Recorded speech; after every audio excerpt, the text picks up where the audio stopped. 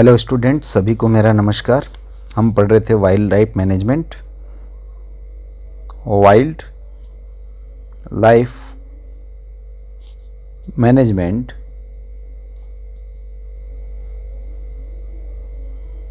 इन राजस्थान। हमारे जो टॉपिक चल रहे थे उनका नाम था wild life management in Rajasthan. ये हम पढ़ रहे थे और इसके पार्ट 6 हम पहले पढ़ चुके हैं और ये पार्ट नंबर 7 है। ये पार्ट नंबर कौन सा है? 7 है। चलिए स्टार्ट करते हैं। और हम इनमें पढ़ रहे थे वाइल्ड लाइफ मैनेजमेंट में बहुत सारे पार्क्स एंड सेंचुरीज, और पार्क्स हम पढ़ चुके हैं। अब कुछ सेंचुरीज हम चला रखी है हमने, तो अब हम पहली सेंचुरीज स्टार्ट करते हैं। और आज की हमारी जो सेंचुरीज है उसका नाम है सीता माता सेंचुरी।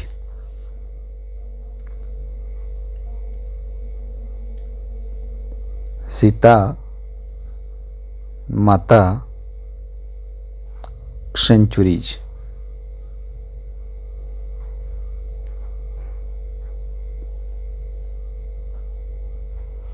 सीता माता सेंचुरीज ये आज का हमारा टॉपिक रहेगा।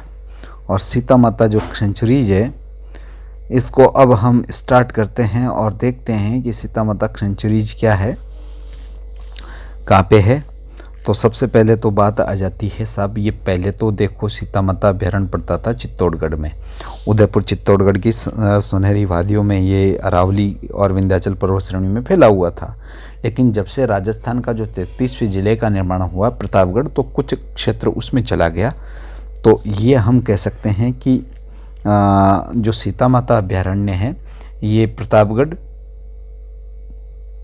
जो सीमा रेखा है और प्रतापगढ़ की धरियावद तहसील, धरियावद तहसील जो है और उस स्थान पे सबसे ज़्यादा मात्रा में हम कहेंगे फैला हुआ है।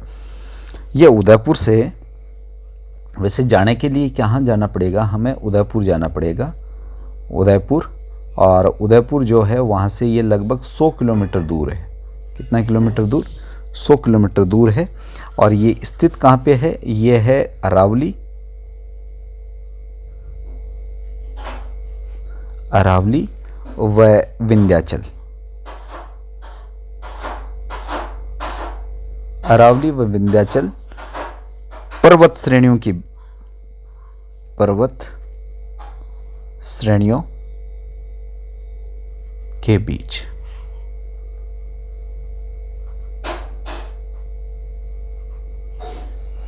फैला हुआ है। और इसकी विशेषता क्या है? सागवान के वृक्ष एकमात्र इसी में मिलते हैं। सागवान के वृक्ष एकमात्र इसी अभ्यारण्य में मिलते हैं और किसी अभ्यारण्य में ये नहीं मिलते। इस अभ्यारण्य के जंगलों में सागवान के अतिरिक्त तेंदु, आंवला, बांस, बेल के वृक्ष भी प्रचुरता से मिलते हैं। अब देखिए, सागवान तो मिल ही गया, इसके अलावा बांस भी मिलता है, आंवला भी मिलता है, बेल के वृक्ष भी मिलते हैं, तेंदु पत्ते जिससे कि बीड़ी वगैरह बनाई जाती है वह भी। अब हम बात कर लेते हैं भाई इसमें घने जंगल में कौन से जंतुओं का प्रबंधन हो रहा है। तो इसमें देखिए सीता माता और जाखम और करमोई नदियाँ यहाँ से गुजरती है। जाखम, सीता माता, करमोई नदियाँ गुजरने की वजह से इस अभ्यारण्य में फ्लोरा और फोना दोनों ही शानदार तरीके से मैनेज हो रहे हैं। इसमें देखिए बघेरा मिलता है, बघेरा हो गया भाई। इसके अलावा जरक हो गया जिसे कि हाइना कहते हो, गीदड़ हो गया जिसे कि जयकाल कहते हो। गीदड़ को क्या कहते हैं? जयकाल बोलते हैं। एक सेवली होता है यहाँ पर, जंगली सूअर मिलते हैं, जंगली सूअर, साथ में चौशिंगा मिलते हैं, यानी जिनके 4 सींग होते हैं वो एंटीलोप। नीलगाय मिलेगा ही मिलेगा। नीलगाय तो राजस्थान के लगभग सभी सेंचुरीज में मिलते हैं। लेकिन यहाँ पर सबसे बड़ी विशेषता, जो मोस्ट इम्पोर्टेंट बात है वो क्या है, वो देखने की है उड़न गिलहरियाँ। उड़न गिलहरी, उड़न गिलहरी, इसको बोलते हैं हम फ्लाइंग स्क्विरल, फ्लाइंग स्क्विरल। ये बहुत ही मोस्ट इम्पोर्टेंट बात है। उड़न गिलहरियों के लिए प्रसिद्ध अभयारण्य कौन सा है? तो आपको सीता माता आंसर लिखना है। ये जो उड़न गिलहरी है ये नॉकटर्नल होती है, रात्रिचर होती है, और ये गिलहरी सूर्यास्त के बाद में एक वृक्ष से दूसरे वृक्ष पर फुदकती हुई, कूदती हुई, उड़ती हुई नजर आती है। इस गिलहरी को देखने का उचित समय जो है फरवरी से मार्च होता है, जब पतझड़ के कारण वृक्ष की पत्तियां गिर जाती है और ये आसानी से दिखाई दे देती है। तो ये बात हुई आपके किसकी, सीता माता अभयारण्य की, जिसका पता चला कि चित्तौड़गढ़ और प्रतापगढ़ में फैला हुआ है। दरियावत तहसील में, पहले उदयपुर में पड़ा करता था, क्योंकि उदयपुर में ही ये दरियावत तहसील हुआ करती थी। ये उदयपुर से लगभग 100 किलोमीटर दूर पड़ता है। 2 पर्वत श्रेणियों के बीच में फैला हुआ है। नीचे आपके विंध्याचल आ गई, ऊपर आपके अरावली आ गई, और इस स्थान के ऊपर ये फैला हुआ है। सागवान के वृक्ष के लिए सबसे इम्पोर्टेंट अभयारण्य है। ये सागवान के पेड़ बहुत ज़्यादा मिलते हैं। साल, सागवान, बांस, आंवला, ये बहुत ज़्यादा मात्रा में यहाँ पर मिलने वाले जंतुओं की बात करें तो बघेरा है, गिद्दड़ है, जंगली शुअर है, जरक है, सेवली है, चौशिंगा है, नीलगाय है, और सबसे बड़ी बात जो है जिसके कारण सीता माता अभयारण्य की पहचान है वो है उड़न गिलहरियों का पाया जाना। अब हम क्या करते हैं, अब हम देखते हैं एक नया अभयारण्य जिसकी बात हम साथ साथ कर लेते हैं, और वो अभयारण्य कौन सा है? वो है फुलवारी, फुलवारी सेंचुरीज, फुलवारी की नाल अभयारण्य, हिंदी में हम इसको बोलते हैं फुलवारी की नाल अभयारण्य। और सबसे पहले बात आती है कहाँ पे भाई? ये उदयपुर में है। तो उदयपुर में आपने जयसंबंध पढ़ लिया, उदयपुर के पास ही कुंभलगढ़ पढ़ लिया, उदयपुर के पास ही आपने सीता माता पढ़ लिया, और उदयपुर के अंदर आप पढ़ने वाले हैं फुलवारी की नाल अभयारण्य। और जो फुलवारी की नाल अभयारण्य है इसमें ये देखिए कि ये कितना किलोमीटर दूर है उदयपुर से, 90 किलोमीटर उसके साउथर्न साइड में पड़ता है। उदयपुर कोटा राजमार्ग जो है उस तरफ। पर्वत श्रेणियाँ तो यहाँ पर अरावली की वादियाँ बहुत हैं, और उन्हीं के बीच में सभी वन्य प्राणियों का प्रतिनिधित्व करने वाला है। यहाँ लेपर्ड प्रमुख है। फुलवारी की नाल अभयारण्य किसके लिए प्रसिद्ध है? लेपर्ड। जो लेपर्ड है इसके लिए इम्पोर्टेंट है, मोस्ट इम्पोर्टेंट जो बात है, यानी ये बघेरों के लिए है। और इसके अतिरिक्त जो मांसपेशी यहाँ पर और मिलने वाले हैं तो वो कौन कौन से मिलते हैं? एक जरक मिलता है जिसको आपने हाइना कहा है, जो कि ऊपर वाले अभयारण्य में भी आपने देख लिया है। वोल्फ मिलता है, वोल्फ का मतलब होता है आपका भेड़िया।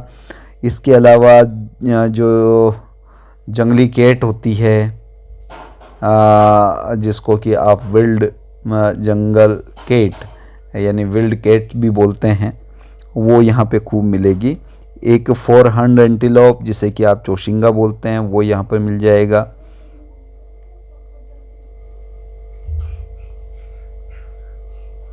चौशिंगा मिल जाएगा। इसके बाद में अगर बात करो तो चिंकारा जो राज्य पशु है, चिंकारा पहले तो क्या था, चिंकारा ही हुआ करता था, लेकिन वर्तमान में एक घरेलू श्रेणी में और राज्य पशु का दर्जा ऊँट को दिया गया है, कैमल को दिया गया है। लेकिन सबसे पहले जो राज्य जब से राजस्थान बना है तब से घोषणा हुई है, तो चिंकारा ही राज्य पशु के रूप में दर्जा प्राप्त कर चुका था, तो वो यहाँ पे खूब मिलता है। इसके अलावा और क्या मिलते हैं इस अभयारण्य में? सल्की पेंगोलिन मिलता है, जैसे कि आप स्केली पेंगोलिन भी कह सकते हैं। सल्की पेंगोलिन, पेंगोलिन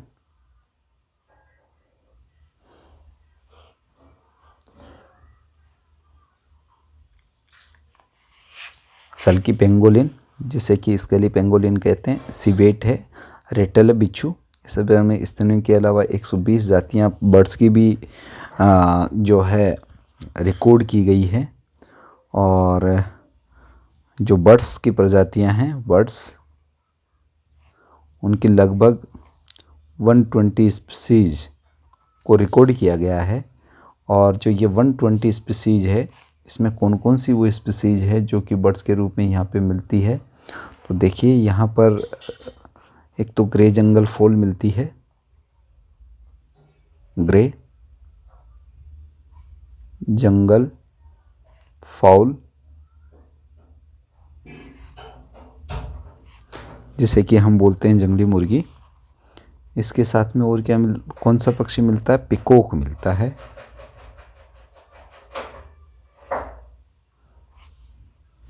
क्या मिलता है भाई? पिकॉक मिलता है, PEACOCK, मोर हो गया। इसके अलावा क्या मिलता है? पेंटेड पर्ट्रीज मिलता है,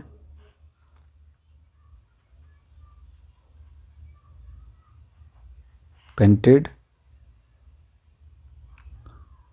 पार्ट्रीज मिलता है। एक है ग्रीन पिजन,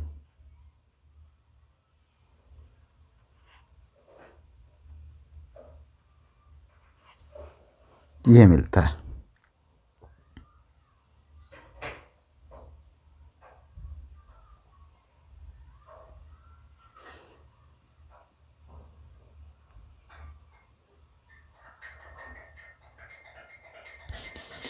तो ये कुछ वो पक्षी प्रजातियां हैं जो कि इस अभयारण्य में देखने को मिलती है। तो आज के इस वीडियो में हमने 2 अभयारण्य पढ़े, एक सीता माता सेंचुरी पढ़ी। और सीता माता सेंचुरीज में जो सबसे बड़ी बात है वो कौन सी है? वो है उड़न गिलहरियों का पाया जाना। और फ्लाइंग स्क्विरल के लिए प्रसिद्ध अभयारण्य है। एक फुलवारी की नाल अभयारण्य कहाँ है? वो उदयपुर में है, अरावली की वादियों में। और ये सबसे ज़्यादा महत्वपूर्ण किसके लिए है? लेपर्ड्स के लिए है। इसके अलावा यहाँ पर जो मिलते हैं, हाइना मिलता है, जंगल केट मिलती है, वॉल्फ मिलता है, चौसिंगा मिलता है, चिंकारा मिलता है, स्केली पेंगोलिन मिलता है, ये मिलते हैं।